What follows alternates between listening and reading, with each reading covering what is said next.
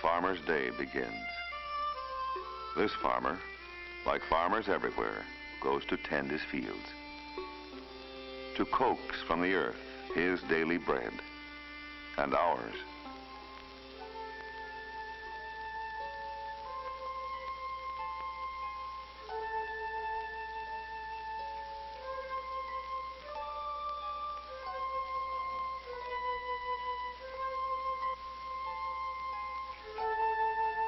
But his task is not easy.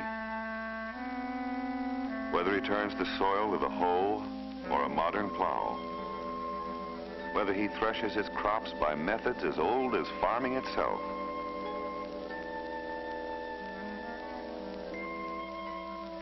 or harvests with modern machinery, all farmers face a common menace. In every corner of the earth, the pest armies are at work, ravaging the fields, scourging the land, infesting the soil.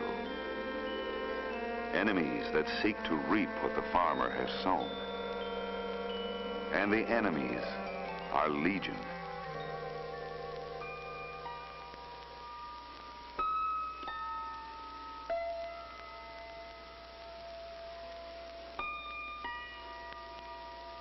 "300 million years before man appeared on Earth, the insect was here, with time to develop varieties so diverse their numbers are beyond conception. Roughly 1 million species, along with ticks and mites, 3/4 of all the animal kingdom. Of these, 10,000 species are man's mortal foe, endlessly vying with him for food and fiber, endlessly looting what he has sown and tended.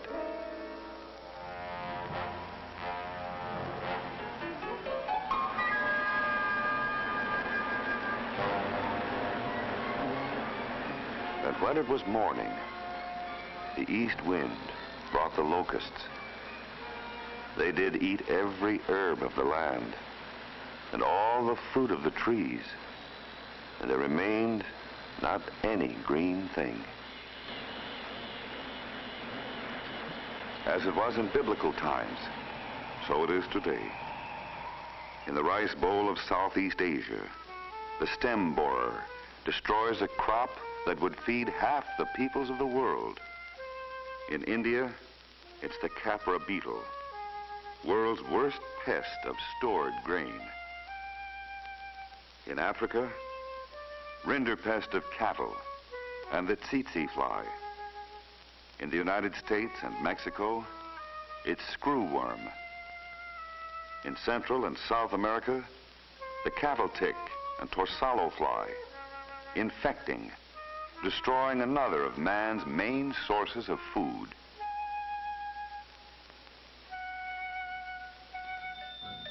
This biological wonder, this product of natural selection, this segmented, walking, crawling, flying, gigantic insect zoo is, in all the animal kingdom, the most successful to challenge man's dominion of Earth.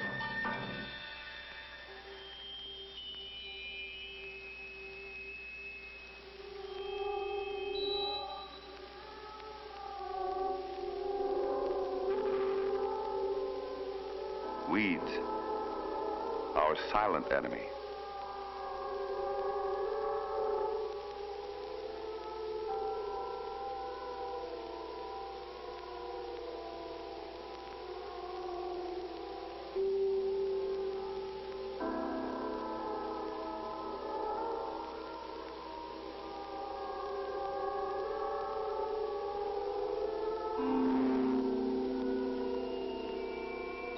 Farmers through the centuries have chopped and hoed, scraped and cultivated to rid their fields of these unwanted plants.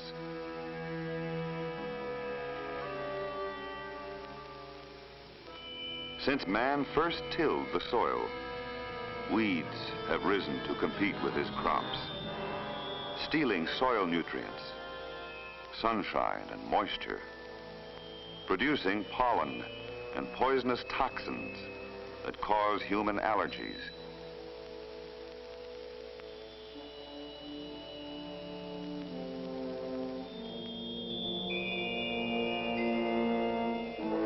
Aquatic weeds, marring the beauty of lakes and ponds.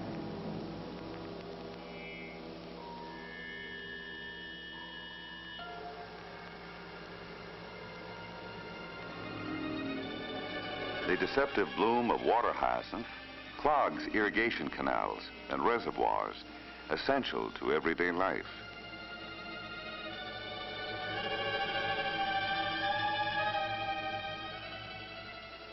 Elodea, southern naiad, water lettuce, destructive weeds that impede the efforts of man to use his often meager supply of water.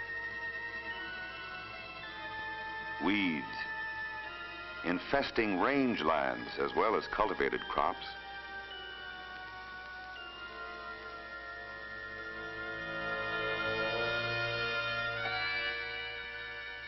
Destroying many forage species on which livestock must feed to live. The lexicon of weeds is almost endless. Johnson grass in sugarcane, red vine in cotton, sesbania in rice, morning glory in corn. Thousands of species of weeds.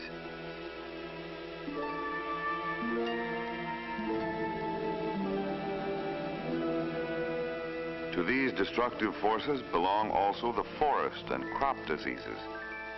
100,000 different diseases caused by fungi, bacteria, and viruses.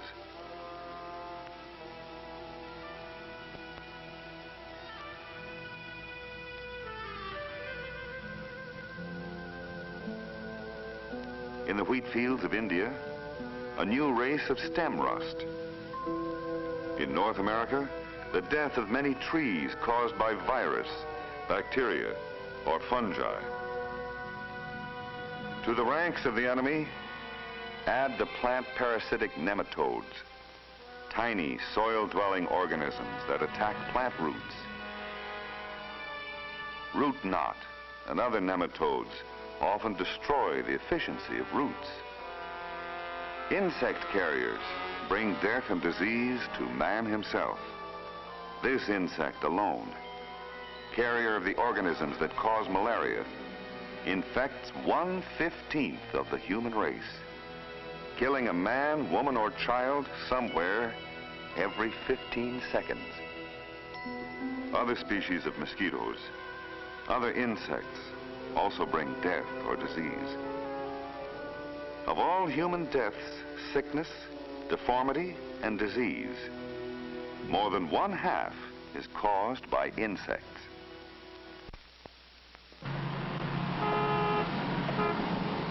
On our crowded planet are 3 1/3 billion human beings.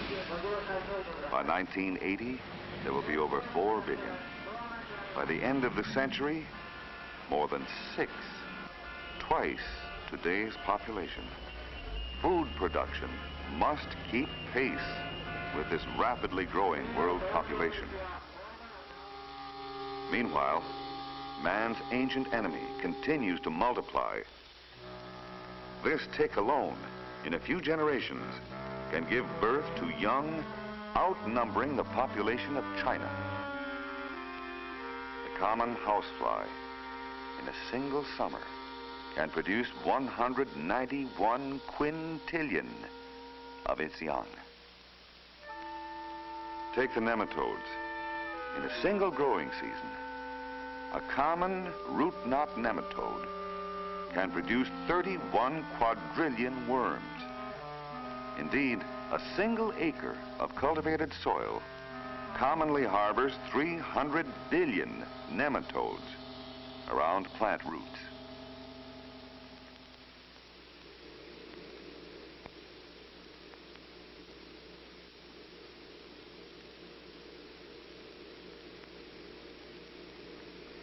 In the laboratory, man's mind has long been pitted against his enemies. From his modern chemistry, biology, and dedicated research have come thousands of effective chemical compounds, all to help revolutionize the productivity of our own agriculture, to help make possible the abundance and high quality of our food supply.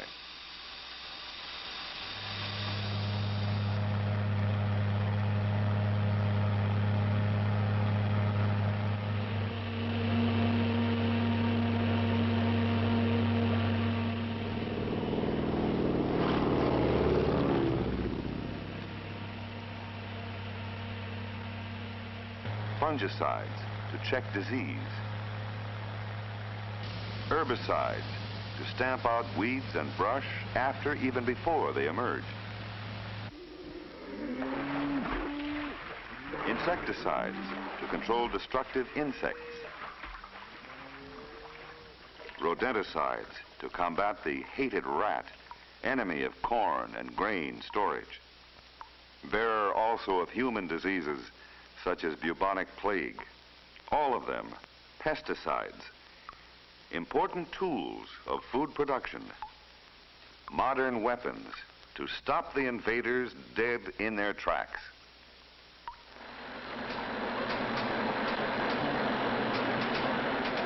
In many less developed regions of the world, desperate and futile attempts to combat the enemy are slowly changing as technical aid teams help introduce modern methods of pest control.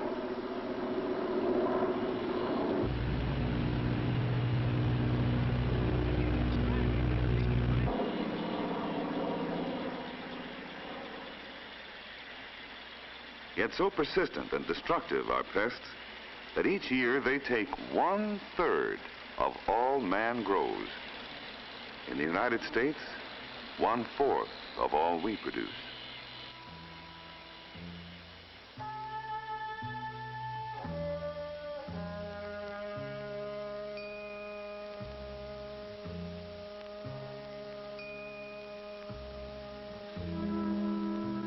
The powers of destruction, some so uniquely endowed, so ingeniously capable of evading man's most potent weapons, have built up over the years resistance to many once effective chemicals.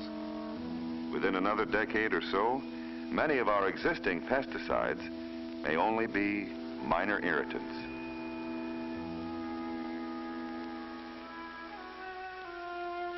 With man only a step ahead of his enemy, new weapons are being devised in the research laboratories.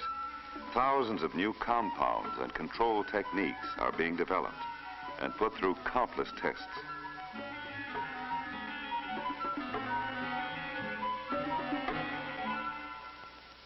For instance, how will rain affect the efficiency of a chemical?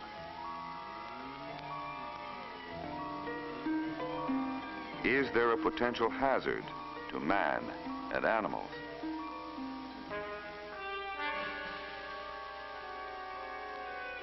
It takes years of research until a chemical meets rigid requirements of safety as well as effectiveness. Safety. Safety to man, to animals, to crops, to wildlife, to fish, to beneficial insects, to our total environment. Safety, always the watchword in our use of pesticides. To ensure this safety, the United States Department of Agriculture registers pesticides.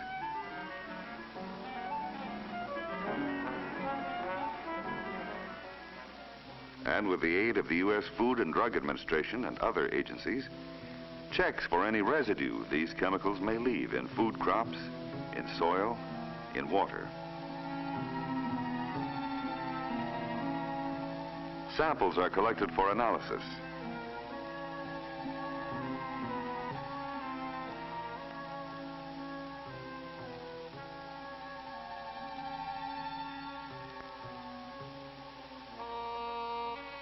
Food crops are then chopped and blended.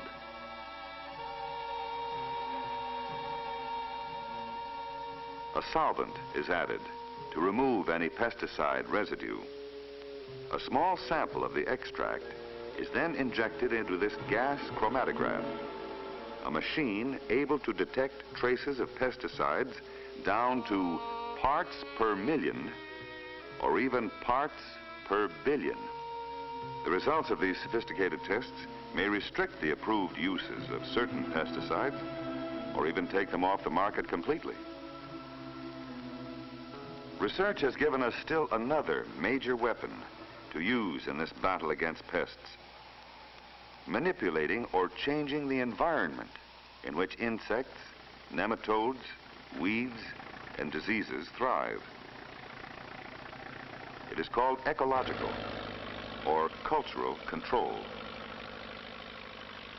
Among its practices are tilling the soil, use of seed and planting stock treated to resist disease, rotation of crops, strip cropping, all to help prevent the development and emergence of certain harmful pests.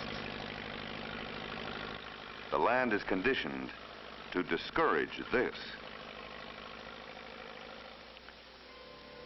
In this half of our century, man has conquered the atom, the frontiers of space, the depths of the ocean. Could not this advanced technology be applied to control pests with even greater effectiveness and safety?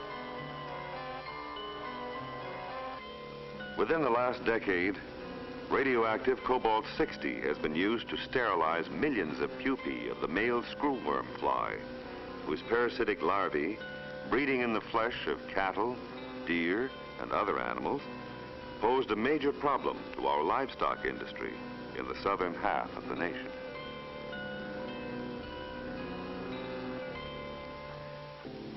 Once the pupae developed, huge numbers of sterile male flies were dropped over infested areas to mate with female flies, soon drastically reducing the population of a major threat in America. This advanced sterilizing technique has also been used to deplete the ranks of other major insect pests, such as the Mexican fruit fly.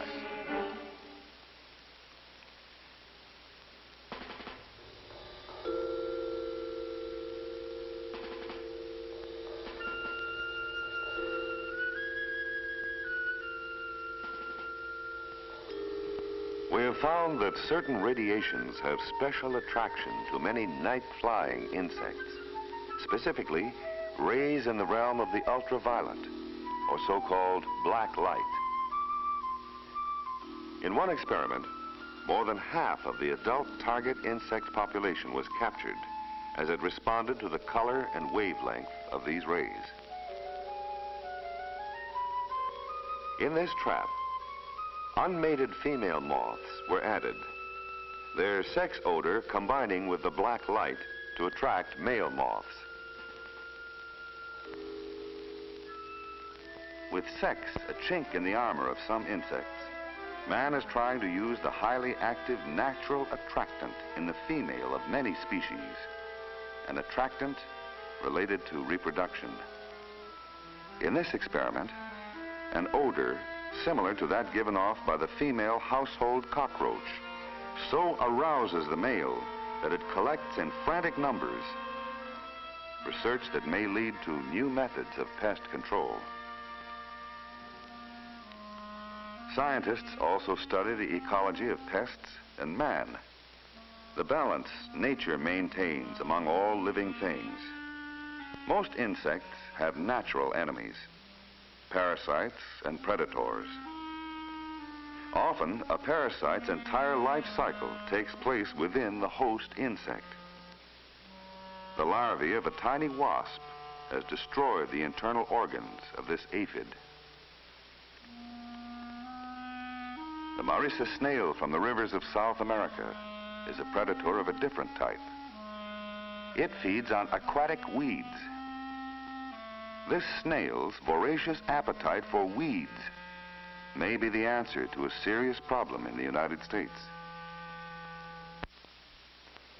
In the competition between man and insects, Sometimes microorganisms, which are found in nature, help the farmer by causing natural outbreaks of disease and death among major pests.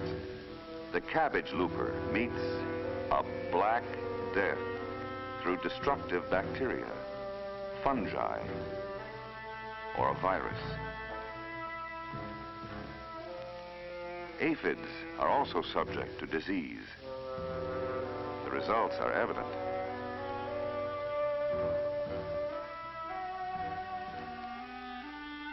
Environmental conditions are of primary concern in the field testing of these microorganisms. Variable weather factors are measured and correlated, such as temperature and humidity, solar radiation, and wind direction and velocity. Basic tools for the scientist who evaluates the interaction between insects, their natural enemies, and their environment. Man has also applied his science of genetics to breed a wide variety of food crops that are resistant to the ravages of insects and disease. He studies relationships between a host plant and its insect pest to determine why the plant provides a perfect fit for the insect's growth. By selective breeding, recombination of genes, he adds physical and biochemical factors to alter these relationships.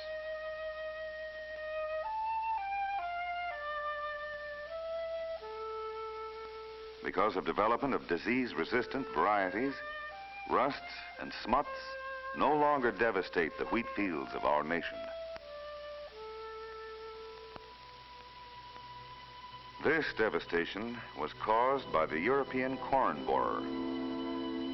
Crop loss was almost 50%. But progress has been made in developing corn borer-resistant hybrids. Selective breeding for resistance to this insect has also developed hybrids that are free from the ravages of root rot and nematode damage. Chemical weed control also boosts corn yields and improves quality. Today, scientists are designing integrated pest control systems which combine chemical, biological, cultural, and other control techniques. Such integrated systems, harmonized with the environment, could be the shape of the future in the battle against pests.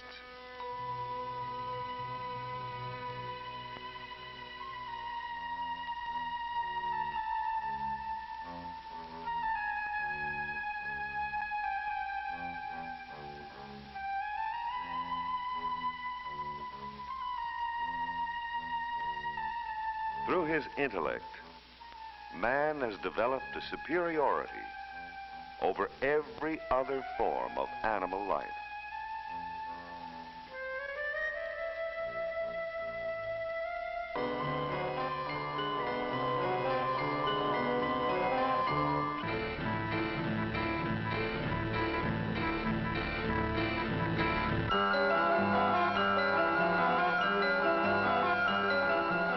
He has mastered a science and technology that has created an empire fabulous to behold.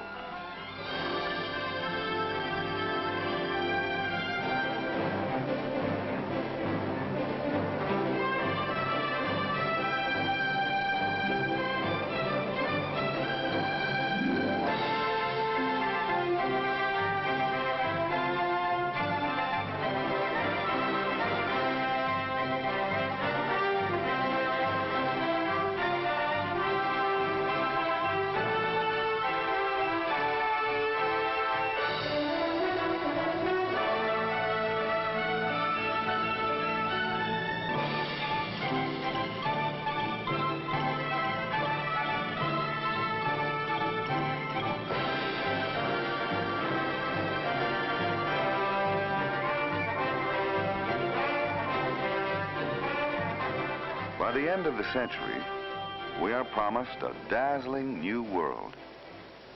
A world in which man will be in control of his environment.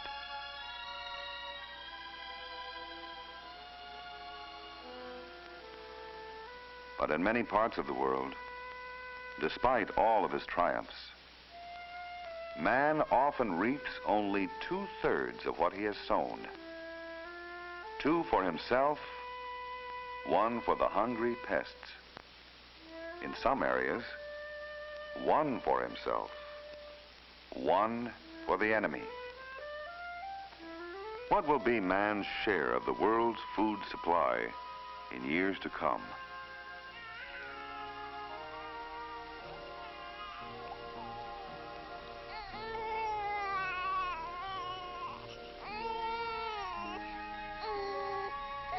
Three billion people today, 6 billion by the year 2000. A world that will need 4 times our present food production to avert famine and disaster.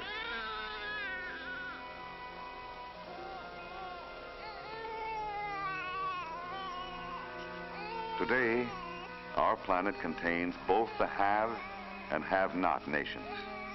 People living in abundance and those engaged in a daily fight for survival.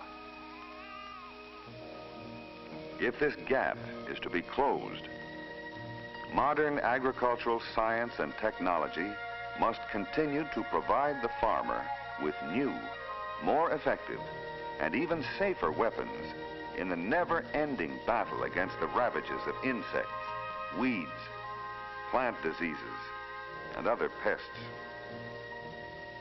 Despite notable advances in the age-old struggle to protect and increase the abundance and quality of our food production, the insistent question remains, who shall reap? Man or his enemies?